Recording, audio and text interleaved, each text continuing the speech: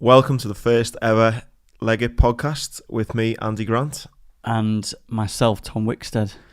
So we thought it would be a good idea today, really, to give a little bit of a background on myself, on you, Tom, and really the reason why we decided to do this Leggett podcast. Yeah, 100%.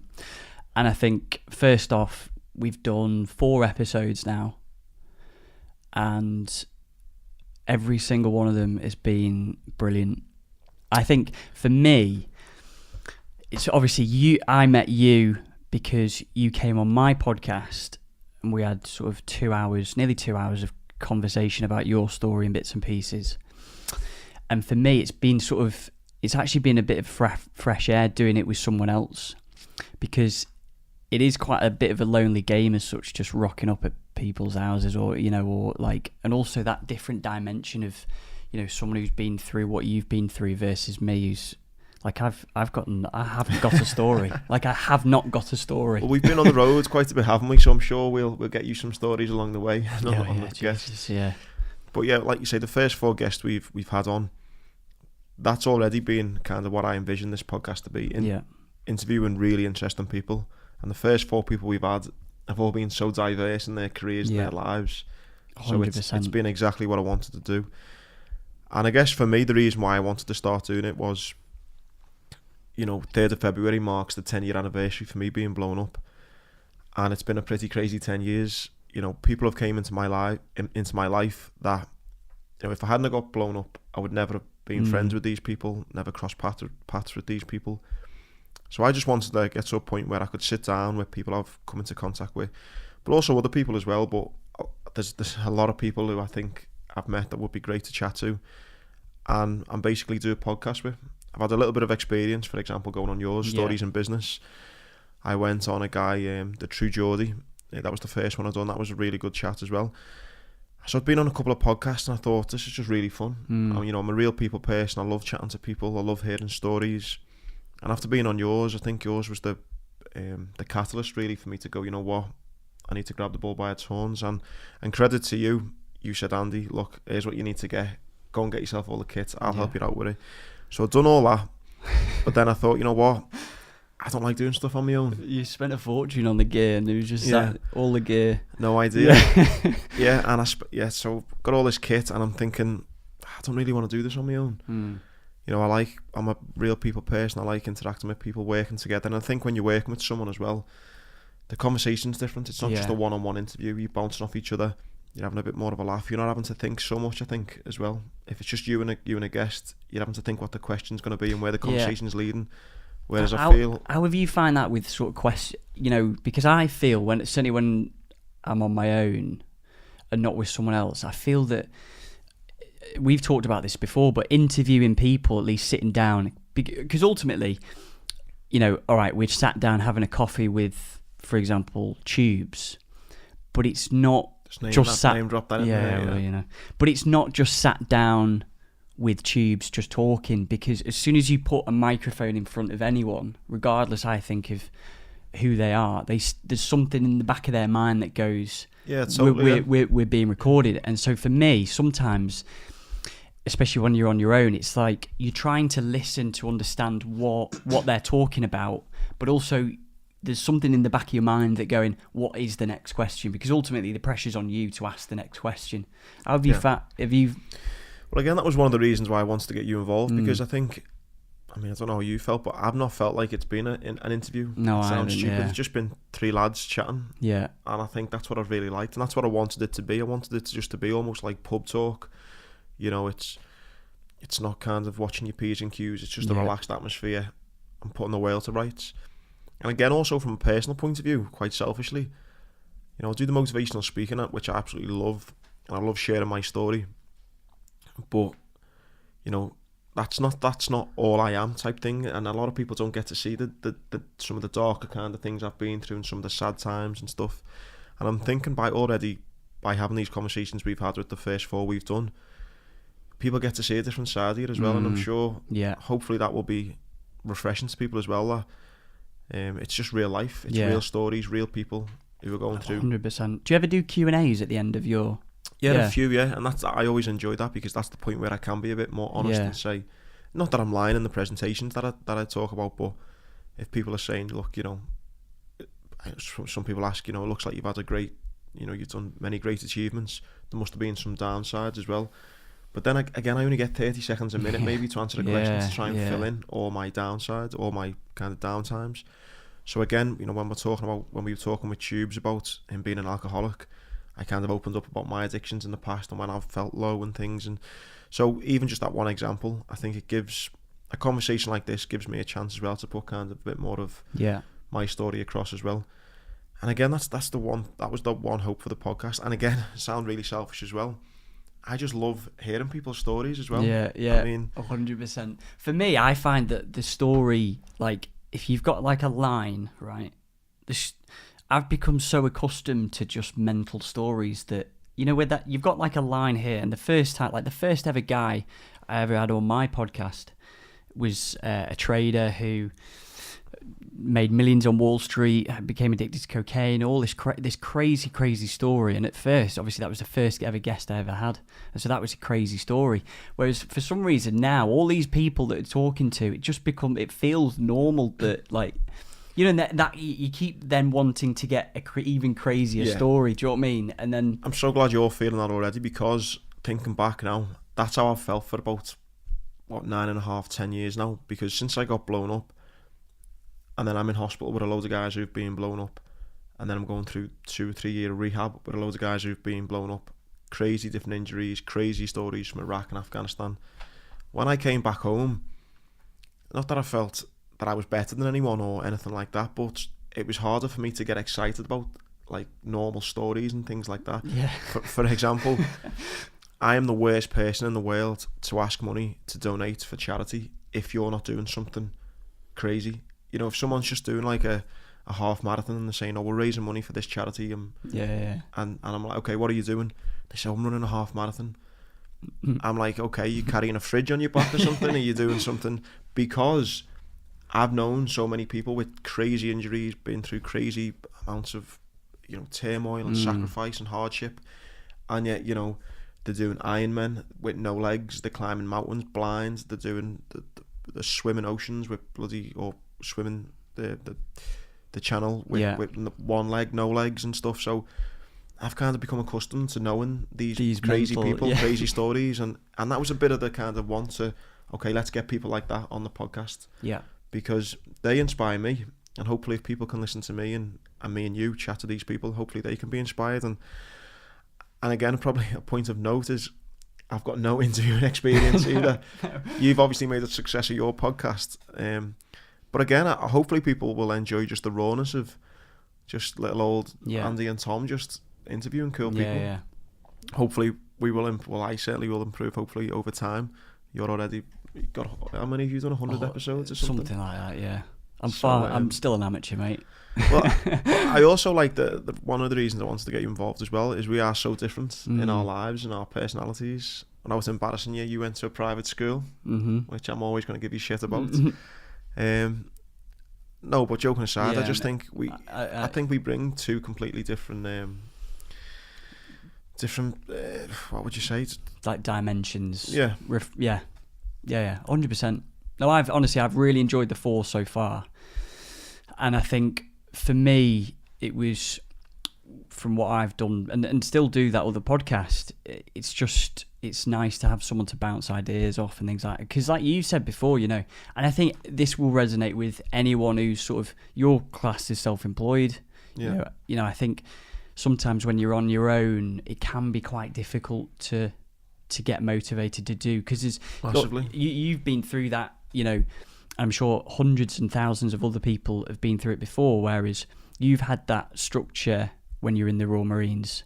You've had the get up at 6 a.m, eat at 7:30, what, you know, that constant structure, and then suddenly, you know, you don't have, I mean, look, Paul Wormsley yesterday was a cracking example. I forgot to ask him the question, actually, because I was going to ask him, which was, did he struggle from coming out of prison into civilian life? Because it's a similar sort of transition that you've had to go through.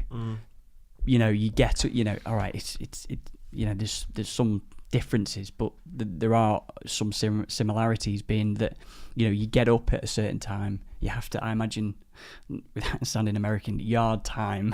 Yeah. Do you know what I mean? Like, it's the same. Yeah, and I found even with this, you know, the 4 that we've done, we've been up and down the country doing them. It's made me. It's something I'm passionate about. It's my passion, so I'm excited to get up and go. But like you say, if you haven't got that, it can be hard to motivate yourself. And you're thinking, if I've got to get up, and like I say, when I went through kind of my bouts of, if you'd call it depression, where it was because I never had nothing to get up for. So again, this has just been a passion for me and you to just want to interview cool people in that sense. And already, the agency to get up and, right, we're going to go and interview him today. We're speaking to him. Hopefully we get them done. And it's been really exciting. And it's I'm really looking forward to it. And you can relate it to things like when you know, people always say buddy up, or that have that accountability, because it's like when people get personal trainers at gyms, because you've got that person that you don't want to let down. Do you know what I mean? Yeah. Or, you know, I'm actually trained as a personal trainer, but yeah, I still go to my mate who's a personal trainer, because it gives you that accountability. Like you say, it's someone you're thinking, right, I need to go and see him again today. So that's massively important. And yeah, hopefully as well, I think by us having these conversations, like I've learned already, the first 4 podcasts we've done, you don't know where the conversation's going to go. No. And already from the 4 that we've done, I've gained massive inspiration from it. I've come away thinking, wow, that's like really inspired me. Like hearing Tubes talk about his battles with alcohol and how he's having to deal with that every day was so inspiring. And, you know, you're thinking to yourself, bloody hell, you know, I thought I had it bad. You know, this guy's having to battle this every day, and he's such an inspiration, and now he's helping others as well. Yeah. So again, I come back to purely selfish reasons. I just love hearing these stories, because I'd like to think it's going to make me a better person as well. You know, we interviewed the doc. He's the surgeon who amputated my leg. 30 plus years I think he's done in the Navy, operated all around the world. There's probably thousands and thousands of people who owe a hell of a lot to him. Listen to him about the service he's done for our country and things he's done, and, you know, very modest. Wouldn't really let me big him up too much. It was an incredible interview. That was it's some of the stories as well. And I think the one thing that resonates sort of with me, and probably you as well, is, you know, when you actually sit down, I don't want to talk about social media or anything like that, because I feel like we can or not, but I feel like when you sit down with people who are somewhat in the public, like Tubes, for example, you'll see him on TV, you know, you'll see him, I don't know, on his Instagram or whatever, and you think, you know, wow, that's so cool, get to interview all these footballers, blah, blah, blah. But then, like, when you actually sit down with someone for an hour and a half, you go so much more deeper. Obviously, of course you would. But, like, I think that really sort of stands out, that sort of everyone has problems, do you know what I mean? Regardless of whether you're a trust fund kid or you're not, or, you know, that for me, I think is being able to look through, not the facade, but I was going to say bullshit then, but it's not bullshit. Looking through that sort of front, I think, that everyone puts on themselves, I think has been. And as well, you know, the world that we live in, you've got to know how to play it. You know, the world's a game, and you've got to be able to play it well. And so for someone like that, you know, people sometimes in their job have to have a social media impact, and they have to, you know, again, playing up to the cameras is the wrong word, but they have to almost live a certain part of their lives in that public eye. And again, people can form misconceptions about that and stuff. And I think what we've proved already is just by sitting down with someone, and it is almost just like pub talk, isn't it? You're just sitting around having a chat. You do find out that, like you say, everyone has got their own problems, everyone's got issues, everyone's life is not perfect like it's sometimes portrayed on Instagram. And that was the real humbling thing with speaking to Tubes, that, you know. Well, you're I mean, you know, I certainly have, but I suppose you're a good example, because, you know, you obviously, you know, do these incredible talks and bits and pieces, but then sometimes you'll come back, or, you know, massively, and like you've just said, you mentioned the gambling before, drinking, things like that. And you know what? I kept it such a secret for such a long time, my kind of bout to depression, because I felt I can't talk about this because I'm meant to be a motivational speaker. If I come out and do a post saying, actually, you know what, I'm really struggling here, how am I going to get any work? Who is going to employ a motivational speaker who's depressed? So I didn't speak about my bouts of, you know, drinking and gambling and depression for a long, long time. And You know, relationships were breaking down around me. I was back on my dad's couch. You know, my life was in turmoil, and yet I was flicking the switch on and getting standing ovations off 500 people, getting told what a guy and what a hero I am, and yet my life was going to shit. And I've got a massive thanks to Phil Reed, who was the ghostwriter for my book, because when we started doing the book, and I had to ask myself, you know, do I really want to open this can of worms? And thankfully I did, and I spoke about, you know, what it was like to, you know, get a standing ovation off 500 people, jump in my car or in a taxi at the time and drive home nearly crying my eyes out because my life was going to shit. You know, it was tough, and I'm glad that I did open up about it, because the amount of people who've messaged me and said, you know what, Andy, like, I had no idea, and I've suffered as well in silence. So it's been great to be able to open up and do that. And I think, again, by doing this podcast, I'm sure more of me will come out and more of you will come out, and I've guests, and hopefully people will hopefully take some kind of inspiration from that as well. I must just say, just for sort of housekeeping as well, so I should have mentioned this at the start. So the most important thing, if you're listening to this, is, so first off, hit the subscribe button. So that's key, sort of point number one. Number two is, if you're feeling generous, leave a review, because that helps massively. So basically, click the subscribe button, because more and more people, basically that enables more and more people to find it. Third thing is, which is quite interesting, is if you want to email us, I set up did I tell you I set up an email? No, it's called funny enough, it's the leggitpodcast@gmail.com. I'm not paying for I'm not spending money on it. Gmail, I think someone said that needs to change, but I'm happy with my Gmail. Yeah, Gmail's fine. Yeah. So the leggitpodcast@gmail.com. So if you want to hate mail to me or... No, and what would be cool about that, though, is if people are enjoying what we're talking about and enjoying the guest we're getting on, it'd be great if people had ideas of other guests that we think, 100%. would like to chat to. If you know anyone with a cool story who can, has got something to kind of give to the world in that sense, that they're the kind of people I want to chat to, because as a bit of context then, so we've had my surgeon who amputated my leg. Yeah. Absolute legends of a surgeon, in my eyes one of the best surgeons in the world. We've had Tubes off Soccer AM. He had a heart attack at 34. He's an alcoholic. His father unfortunately passed away in front of him. We've had Paul Walmsley, formerly Britain's most wanted criminal. Absolute crazy story. It was fascinating. We've had Jamie Burdekin, 3 times Paralympian, 2 times bronze medalist, holds the record for the longest ever tennis game. Again, just a crazy story how his life changed in a split second. So, 4 guests who've had completely incredible stories on their own and also different. And hopefully it gets to a point where people are emailing us saying you need to speak to so and so. They've got an incredible story. Because it's not just going to stop at 4. Obviously, it's going to. No. What we think, what we've sort of maybe it's a good time to have a chat now. But we're thinking maybe every Monday a new episode is released. I think that'd be cool, because hopefully it will be a bit of Monday inspiration. On your way to work, on your way home from work. Yeah, 100%. I think that'd be quite cool. So obviously.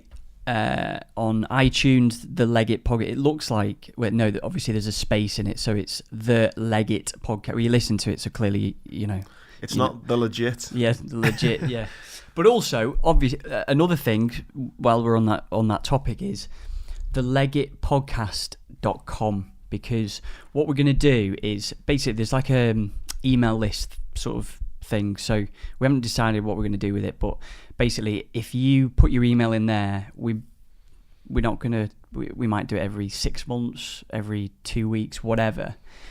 Anything that Andy's got going on, we can let you know about. Anything that I've got going on. Jesus.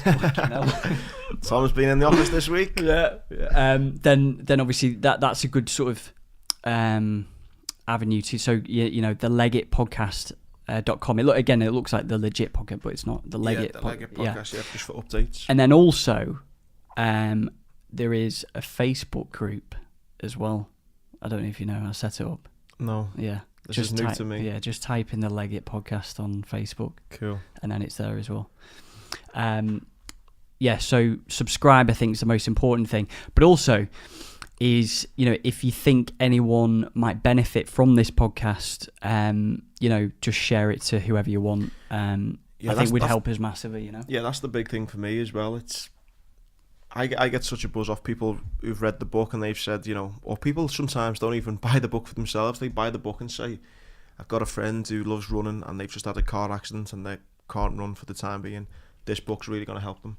And that to me is like, wow. So if someone's listened to one of the podcast interviews and they're like, you know what, so-and-so needs to hear that, then pass it on to them, 100%. Share it around, and hopefully this turns out to be a success. I've loved the first 4 episodes. I'm looking forward. We've got some pretty incredible people lined up. We've got John Bishop has said he's going to come on. That'll be exciting. We've had Robbie Fowler, Jamie Carragher, all confirmed for it. Scott Quinnell, Wales and Lions legend. We've got people who've rode oceans, climbed mountains, swam seas. We've got hostage negotiators. We've got all kinds of crazy guests with crazy stories, so which will be interesting, hopefully inspirational, motivating. And if people can put up with mine and your tones, people will hopefully enjoy it. But and also there's no, I think a lot of people, I think we both realise that sort of this podcast is, podcasting, or at least sitting down and talking to people, the chances are it's difficult to sort of make money from anything like it. I've done mine for a year and it is quite hard, but so there's nothing like that involved. I think what we really want to try and do is just sit down with interesting people, have a chat to them for sort of an hour and a half, 2 hours, however long it is, and just see what happens. Because I think you said this before, when you've been doing things that you're trying to get money out of, then it's all gone anything I've tried in my life and I've thought this is going to make me a couple of quid, it's failed miserably. Anything I've started off doing, thought this is really cool, I really enjoy it, I'm just going to do it because I like doing it, I've actually ended up making money from it. So this is going to be, I think, a labour of love really, more than anything. No one's making anything from it. Again, selfishly, I'm a people person. I want to interview cool people. I want to be inspired by their lives, take their wisdom, their advice, and that's the reason we're doing it. And also, I've spent we've to be honest, to do this podcast, the amount of time we both put in, the amount of the equipment on this table spent, but also traveling down to Gatwick, traveling down to London, so if people, I really do hope people sort of appreciate the time that we both put into it. So I think sort of asking for a favour is sort of, to share it to whoever you want and just, click the subscribe. But, I think that's, for me, I think, look, when I've had people message me, you get it fucking so much more than I ever will. But when people message me to say that they've listened to my podcast, really enjoy it, I think it's such a good feeling. Oh, massively, yeah. It's such a good feeling. And that is the hope, isn't it? That is the hope, that people do listen to it, they do enjoy it. We've had loads of people subscribe already, which has been great. People sign up to the email list as well. And that is the hope when you think, where do you want the podcast to be in 12 months' time? My hope would be just that we've got, thousands of people subscribed, tens of thousands, I'm constant messages saying, Andy, Tom, love the podcast. Try and get him on next time. Try and get her on, and just people enjoying it. That's all I could hope for.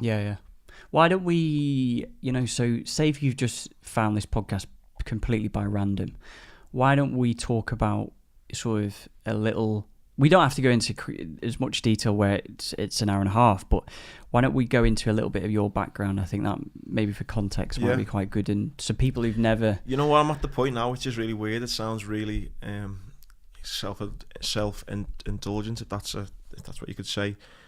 But because I've kind of done a lot of interviews sometimes and like the book out, sometimes I assume that people know I've been blown up and got one leg, and I'm like, I just skirt over things, and people are like, yeah, but how did that happen? And I'm like, oh yeah, sorry, did you not know I was blown up? So for me, kind of the main bit of the story really is, I was 17. I joined the Marines. I served in Iraq and Afghanistan, and it was while I was in Afghanistan I was blown up. I suffered 27 separate injuries at the time, I didn't lose the leg at the time, but then I chose to have it amputated 18 months later. A big one of my injuries was I lost the ability to have children, which really affected me. I spent 18 months in and out of hospital, and then, like I say, I decided to have the leg amputated for a better quality of life. Since having the leg amputated, I've obviously learned to walk, learned to run, and basically got my life back on track.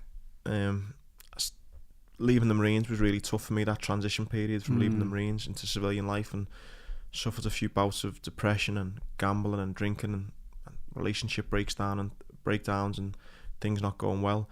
But eventually managed to pull it all together, and I think sport was a massive thing for me, challenging myself and just jumping at every opportunity, trying to live on the edge of my comfort zone, something I'd done whilst in the Marines. And by trying to kind of have that as my mantra, I was lucky enough to climb the highest mountain in Italy. I've climbed the highest mountain in South America. I broke the record for becoming the fastest single leg amputee in the world, over 10,000 metres. I ran a 10k in 37 minutes, 17 seconds. I've done marathons, triathlons, skied, surfed, all things I'd never actually done when I had two legs. So I always say, you're never too old to try something new. Isn't that weird though that none of that was done? Well, I suppose maybe the age might have sort of played a part, but isn't it weird that when you go through something like that, you suddenly, something in your mind switches and you go, I need to grab life by the balls, I always get asked the question, and they say, what's kind of make you, what made you kind of be so motivated and determined? And I think the two reasons I always say was, number one, I lost my mum when I was 12. She was just 36. She passed away of leukemia. And I think subconsciously I've always had in my mind, 36 is no age to pass away. Yeah. So I've always thought, life is so precious, you've got to live life to the full, because you don't know when your time's going to be up. So I think that's always played in the back of my mind. But secondly, I think going in the Marines and the values and the ethos that the Marines has, determination, adaptability, fortitude, determination, having high professional standards within yourself, unity, all those things have definitely played a part as well.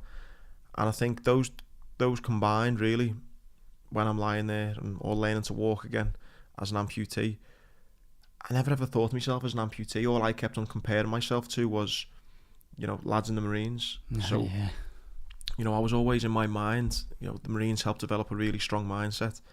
I always was thinking, I don't want to compare myself to another amputee who was born an amputee or whatever and, lives his life that way. I'm comparing myself to all my old Marine mates, thinking, so when I, for example, broke the 10k record, the best feeling about that record was not becoming the fastest single leg amputee in the world. It was having mates out the Marines say to me, fucking hell, Andy, you could probably get in and be a PTI in the Marines, a physical training instructor at that time. That for me meant more to me than being told I was the fastest amputee. It was fellow Marines saying, mate, you can beat me. So that was the big thing in that mindset. And I guess since my injury, I've started a career in motivational speaking. I've been lucky enough to travel around the world now, sharing my story, hopefully trying to inspire people, motivate people. And that's the kind of life I've got now, where I try and challenge myself in various aspects, from climbing mountains to running races to, just anything crazy really, just to get myself stuck into. Because again, my biggest fear was sounding like Uncle Albert off Only Fools and Horses, where he's constantly saying, during the war, I didn't want to be defined by that moment of madness in Afghanistan. It was all about what I did next. So that's kind of me summed up in a and the thing for me, because of the craziness of this last 10 years, again, I've just come into contact with so many crazy people, and the idea was, fellow injured servicemen who've got incredible stories as well. I'm sure we'll have a lot of them on.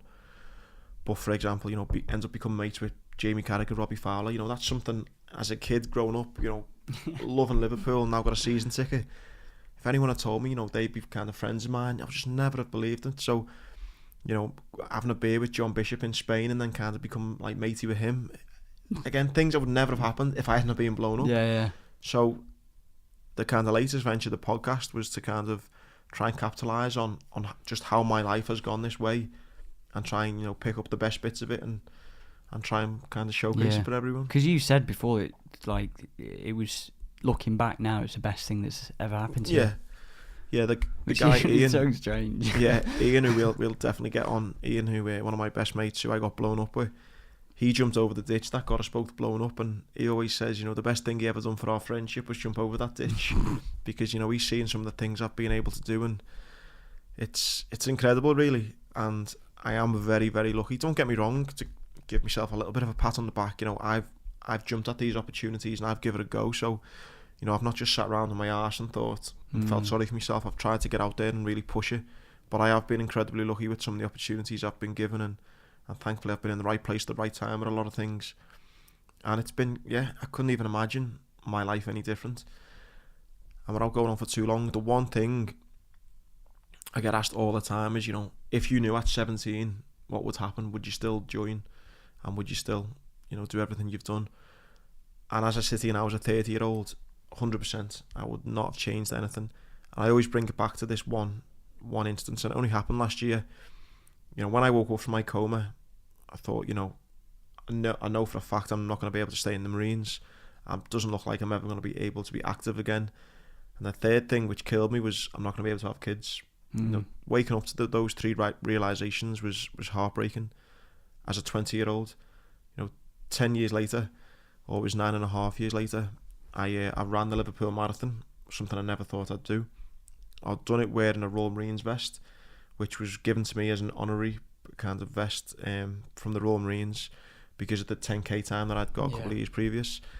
And thankfully my dad was waiting 50 metres towards the end with my little girl, who I've now got thanks to IVF. So I think putting her on my shoulders and crossing the finish line of the marathon, wearing my Royal Marine vest, just that one moment, everything's been worth it. Because, you know, I wouldn't have my daughter now, I wouldn't have this life I've got, and I just feel incredibly lucky. And again, at that 17, if I could speak to that 17-year-old when he's walked into the careers office, I'd say, you know what, there's going to be some tough times, but, you know, enjoy the ride. It's going to be fun. What do you think if you 30-year-old Andy hadn't got blown up on the 3rd of Feb 2009, do you think you'd still be in the Royal Marines now? Yeah, I'd like to think that I maybe would have tried to give Special Forces a go. Yeah, I got a few friends who kind of went down that route, and I'd like to think that I would have had what it takes, or at least to give it a go. Again, I'm just always about trying to test myself. You know, I always want to see, am I good enough to do that? How will I cope under this type of pressure? How would I deal with that situation? So I've always been wanting to try and test myself in that sense. So I'd like to think if I hadn't got injured, I would have liked to have give Special Forces a go. Yeah. And that's mental. It would have been cool, that. It would have been really cool. I think. But again, who knows? Yeah. Who knows? I might have ended up hating the Marines. I very much doubt that. But, you know, I've got other friends who've left the Marines after a few years and went on to do other things. But and what generally what is the other thing when people leave the Marines? Like I know there's a big problem with, I suppose, people not knowing what to do after. But like, what do the majority go? Like, where do they? Well, that is a big problem, just knowing what to do. Yeah. You know, because I always think in my mind, I had the coolest job in the world. Like we used to joke and say it's like Peter Pan, but with guns and shit. Yeah. You know, you just like you're never grown up. You're going to work, you're getting paid to go to the gym, so you keep them fit. You're just with all the lads all the time. The banter and the laughs that you have is just unreal. And then you're going around and, you know, just playing with, you know, like a big kid playing with bloody machine guns and grenade launchers and like what are they called, GMGs, grenade machine guns, and you're doing all this crazy stuff, and it's, you know, on a training exercise. So it, you know, it definitely beat working in an office. So it was a cool job, and I absolutely loved it. And when people leave, I think they struggle with that. But you get a lot of people who go into like the police, and the fire brigade, and the services and things like that. A lot of guys go and do private security work. Yeah. A lot of maritime security. You know, fending off the pirates and things like that. Yeah. That was a massive problem, like 2014, wasn't it? It took off big time around like 2000. I think lads were earning a fortune. Lads were earning like, and that was the big thing. You know, lads were thinking, I can go to Afghanistan and there's a good chance I'm going to lose a leg, or I can leave the Marines, go and work for a private security company, stand on a boat and get paid £500 a day, and the likelihood of me getting blown up in the middle of the Indian Ocean is nil. Yeah. And you know, all I've got to do is I might have to shoot at a few pirates. Yeah, exactly. Yeah. So a lot of lads left for that private security industry, or maritime as we call it. Funny enough, we'll have that conversation with the crisis and hostage negotiator, because I think I might have told you before. So obviously one of the sort of weird, obviously 2014 was when it properly kicked. I think it might even been a little bit earlier when it all kicked off with the sort of piracy around the Horn of Africa, and it was around there, wasn't it? Yeah. Somalia way, wasn't it? Yeah. Yeah, I'm thinking Captain Phillips now. But that is all Yeah. the same thing, yeah. Yeah. And so one of the big things with the, obviously big companies, Maersk and all those, took out piracy insurance and bits and pieces. But Steve, the sort of hostage negotiator, was saying it's a weird sort of game, because, you know, if those obviously the pirates who take over those ships, obviously the main aim for them is cash. That, you know, cash is king. That's all they want. You know, that's all the reason why they're going on one of those ships to, you know, take everyone hostage and then demand a ransom, etc. But he said, obviously, one of the completely flip side from that is, one of the difficulties is, so for example, when ISIS were around, is that they don't give a shit about money. It's all, how can we use this person that we've taken hostage as a pawn in this fucking sick game that we're playing. And so, like, he's a really, really interesting chat, and you know, soon we'll get him on. But sort of that sort of mindset of like, so how do you approach sort of, how do you negotiate with a pirate who wants cash, but then how do you negotiate with someone who's taken you or me, well, you in an orange suit in the middle of the desert, and sort of, it's the mindset. And a little bit similar to that, I used to struggle getting my head round, you know, you'd be in Afghanistan and, you know, you'd be there, you'd have your 6-month tour to do. So in your head you're thinking, I've got 6 months to do, then I'm going back to my family and friends and live my life back in England, safe. I've got 6 months. Yeah. And that's all you're kind of thinking about. That's the long game for you, you know, personally, it's 6 months. Whereas you've got people there, the Taliban, who, that's their life. You know, they don't care. They've not got 6 months there. They've got this mindset where, you know, if I die today, tomorrow, it doesn't really matter to me. Yeah. And you're fighting against someone who, you know, you're scared in the sense that you want to go home to your kids, to your wife, to your family, whatever. They're like, I don't give a fuck. Yeah. Do you know what I mean? Yeah, and it's like what you're saying there. It's like if someone's bargaining with money, you can think, come on, is this enough? Is exactly. 20 grand enough? Is 30 grand enough? Compared to, listen, I don't give a fuck about money. I just want to, you know. Yeah. And it's that mindset. It's yeah. I should have asked Paul Wormsley. Obviously, that episode's coming out on the 3rd of Feb. But see, I always thought that with what he was doing, you know, before he got locked up, is you've got the police on one side, who ultimately they just work, I don't know, a 12-hour shift. Or if you're, you know, and then you go home, don't you? Yeah. Whereas if you're in that criminality world, you're in it 24/7. You've got your own life to protect.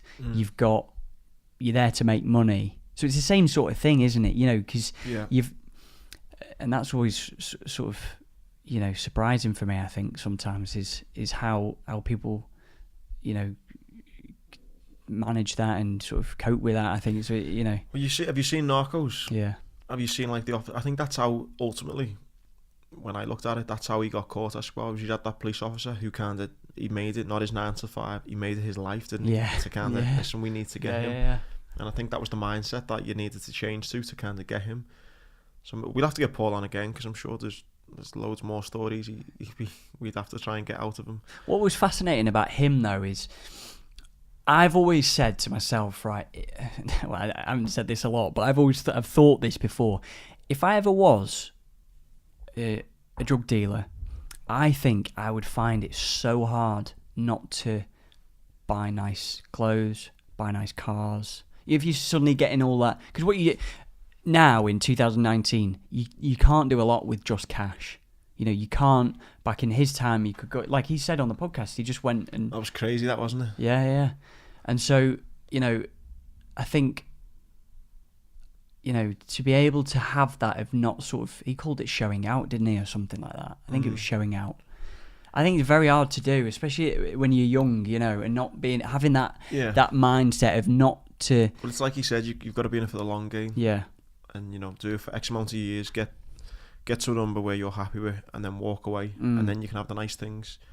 But again, you know, asking a young 25-year-old or something who's you know, raking in a load of cash of illegal money to not go and have a nice car, a nice house, a nice Rolex, a nice this, a nice that would be extremely difficult. And that's what was fascinating. But what was also really nice about chatting to Paul is he didn't come across as gloating about that kind of life, did he? He's very much into the work he's doing now about, you know, speaking to young people and telling them that that's not the way to go. Yeah. And it's amazing to see just how formerly Britain's Most Wanted is now having such a kind of positive impact in his local area, which I thought was great as well. Yeah, to be honest, I wish I'd asked him if he what he thinks the solution is to kids getting into not just crime, but I think more the sort of subsection of that is sort of into drugs and that sort of thing, because obviously that's what he's been through. Like, what, you know, is the solution to legalise like what Portugal have done, where have they legalised cannabis? Well, everything's legal. Everything. Really? Yeah, I didn't know. Yeah. So there's no. So if I walk down the road with, I to be honest, I don't know the exact, but I know that. Oh, he's back. No. I promise you, mate. Honestly. Really? Yeah. So you can't. There's no. I'm sure it's just possession in terms of like a small amount. Yeah. Yeah. If I rock down the road with, 800 kilos of cocaine, I imagine like questions will be asked. Yeah. I think maybe just personal consumption. I think they've legalised it. I always think, when they talk about cannabis in this country, like the money they'd make on tax. 100%. Do you know what I mean? 100%. And I've no idea. And I've had people from the US who own cannabis companies on my podcast, and the amount of tax that is generated for the US government through that, but also like other things. Is what's perfect for us in the UK is we can use the US as sort of a bit of a test. So one of the tests is all right, so does car accidents increase with the amount of people who are now, and no, they actually haven't increased at all. Really? No, they haven't. No. So are you allowed to drive stoned out there? I actually don't know. But that would be interesting. But you'd think that. I'm guessing it'd just be like a drink. I imagine a breathalyzer test or something. Yeah, or like a swab or something. But yeah, it actually hasn't increased at all. But also the police time and all that, being saved from, like, and to be honest, I get the impression sometimes as well from the police, not that I'm walking around with cannabis or anything, but I get the impression that they're actually not that fussed about it anymore. I feel like. Well, he shouldn't be, because there's fucking bigger problems going on. Yeah. But yeah, I mean, and like I went to Amsterdam in November time, and like that economic train that is just steaming ahead from the likes of Amsterdam, where it's legal, from the likes of the US. Yeah. It does feel like we are kind of set in our old ways and not actually opening up our eyes to Europe and the rest of the world. Yeah. In a lot of things.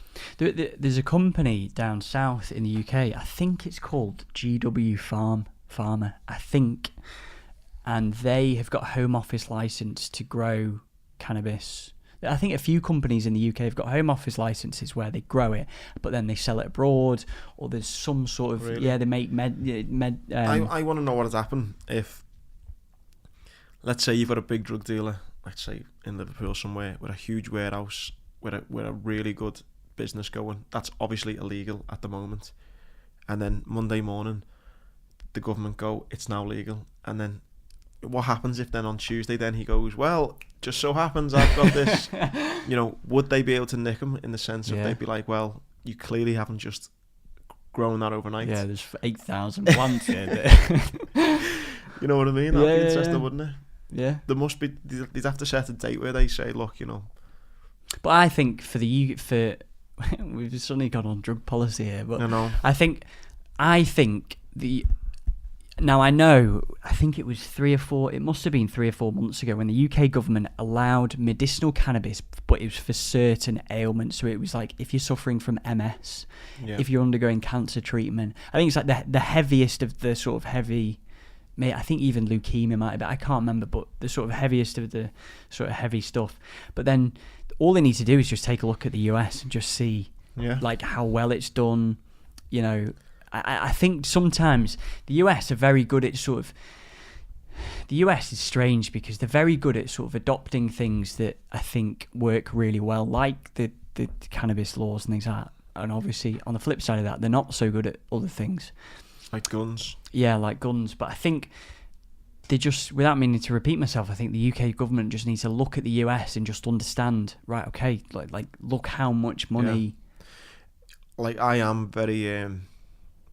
I've smoked a bit of weed when I was a kid. That's about as far as I've went with drugs. But I do find it fascinating. We should get someone who's a bit of an expert in drugs. Yeah. Not dealing this time, actually. Like pharmaceutical, someone I think would be really cool. Yeah. No, I had a lady on on the podcast who on my podcast, should say, just in case you think it's on Stories in Business. Yeah. Get that, go and subscribe.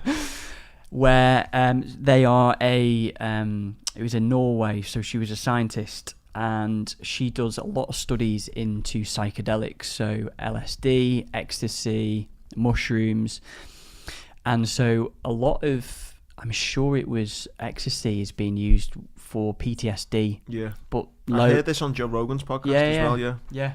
So she explained the science behind it, which I think, like, I certainly have this, sort of single vision of ecstasy as this sort of, crazy party drug, but I think in small doses, sort of, it's been helping people and things like that. And I think the problem is that there's a social sort of barrier, I think, that people need to get across, get through, I think, push through that wall of that, because we've always classed sort of, ecstasy, LSD as this, like, do you know what I mean? And it's hard to get across. I remember seeing a video in Science, right?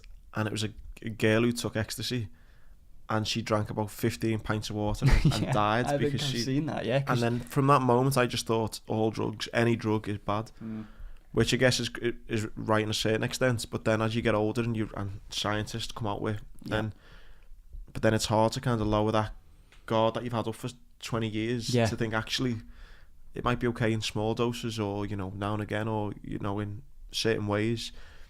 But again, I think it's a long way to try and break that down, and I guess cannabis is getting there to a point now. It is. But yeah, it is there at a point, and then I do find it fascinating as well about antibiotics as well, because I obviously took a lot of antibiotics over the years with all the infections I had of being blown up. But again, they talk about now bacteria becoming super bacteria, like they're and stuff, immune they're immune to antibiotics and stuff, and that is fascinating. Yeah, there was another. I can't remember the statistic. It was probably a good point to say anyone who is an expert on that should get in touch. Yeah, the Legate Podcast at gmail.com. I think I suppose we could talk about the different people that we've had on the podcast so far. Obviously Paul Walmsley with Tubes and the Doc. I mean, just in case people don't know, when you said the Doc earlier, because I thought, so the doctor, Commander Anthony Lambert, obviously amputated your leg. Yeah. Was it 8 years ago? 9 years ago this year. 9 years ago. Yeah, November 2010. Yeah. And that was, do you know what was weird about that conversation is that he had this sort of similar struggles to you, meaning when he left military life, it was weird to get into that sort of NHS sort of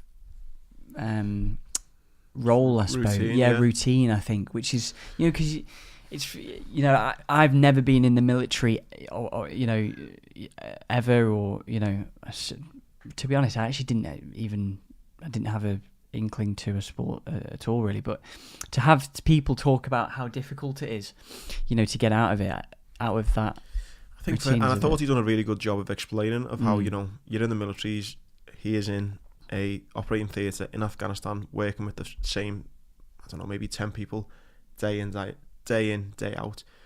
I think if I remember rightly, he even described that, if they take, 2 sugars or 1, or if they need 2 coffees in the morning or not. So you get into this routine where you are, okay, there's Tommy needs his 2 coffees, and, so-and-so has a tea, and that's it. You know what you're good at, what you're not so good at, etc.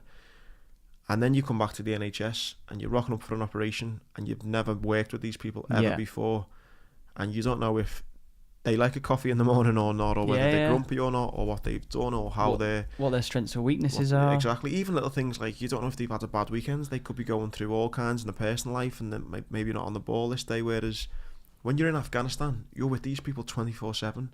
You know, you're living in each other's pockets. You know everything about them, and how I've seen firsthand how good it can work. You know, in the military, and I'm so proud of our military. But then again, you can imagine how frustrating it could be, and hard at times to come back and having to work with people who maybe just you just never worked before. Just those teething problems when, and I guess if you've come from, you know, maybe 48 hours earlier, he's dealing with a triple amputee, got them back to life, all singing, all dancing, you know, great. 48 hours later, they're struggling to, I don't know, stem a bleed from one stab wound because they can't all work together properly, or it's taking longer than it should even. And that would be really frustrating for me. The first time, obviously, I met you, one of the things that I sort of kept speaking about when people would say, "Oh, who have you had on?" Blah blah. I said, "Oh, this guy called Andy Grant, incredible story."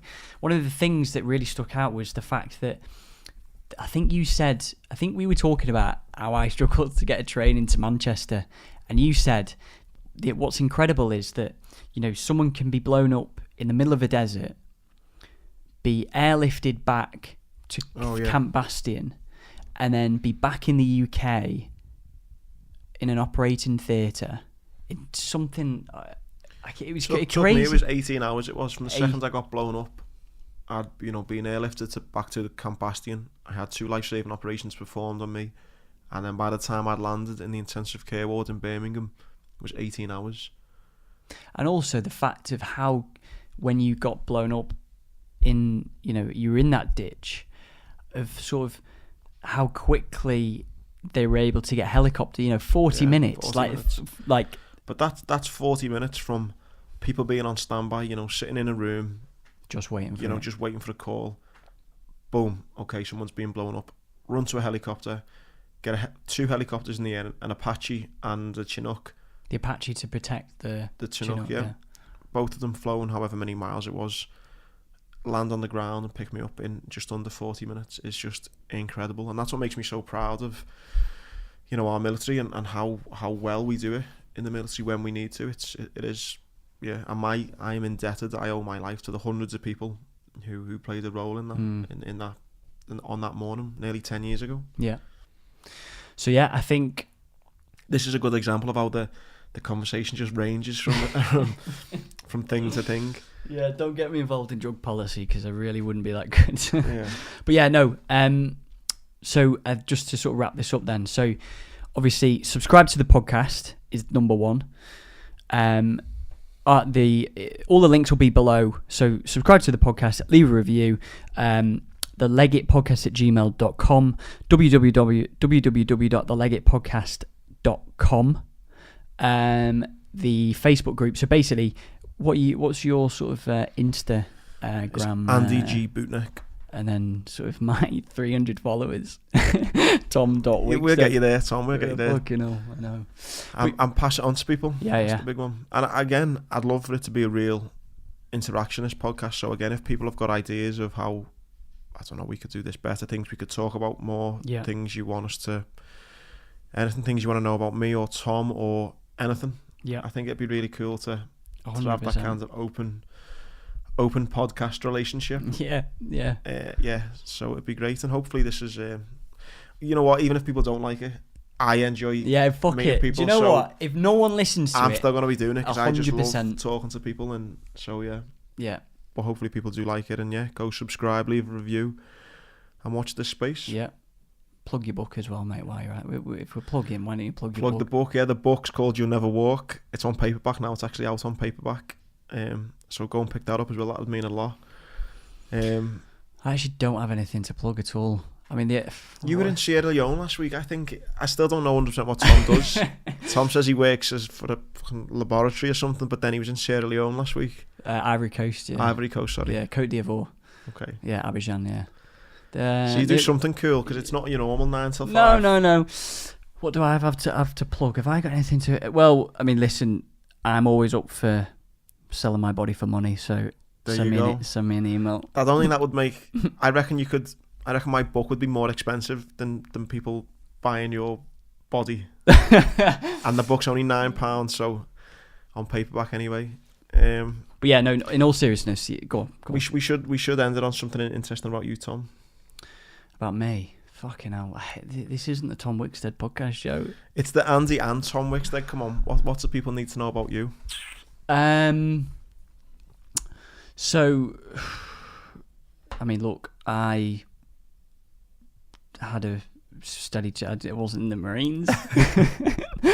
No, I mean, look, I went to a decent school. I was always sort of that kid. So actually at school, 13, 14, I had a paper round. I had 4 jobs at school.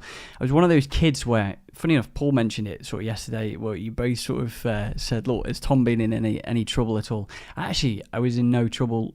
I was pretty good at school. I had 3 or 4 jobs, paper round, collecting milk money, everything. Like 13, 14, I was earning like £100 a week, which is like, really, yeah, honestly, mate, yeah.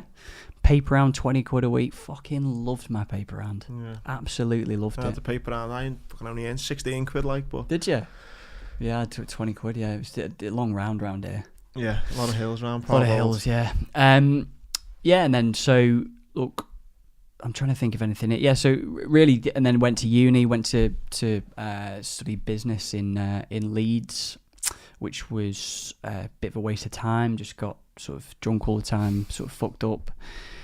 And then sort of, I actually didn't really know what I wanted to do at all. Went down to London, worked at a few firms that sort of shouldn't really mention their names, but yeah, I mean, look, I actually don't have. This is the problem with me now, is because I think we'll find out more and more as this goes on.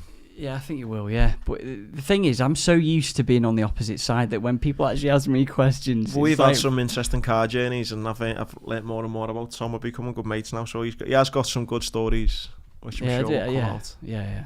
I know, yeah. We'll save some of them, because some of them are... Because he's only got about 3, so we'll save some of them.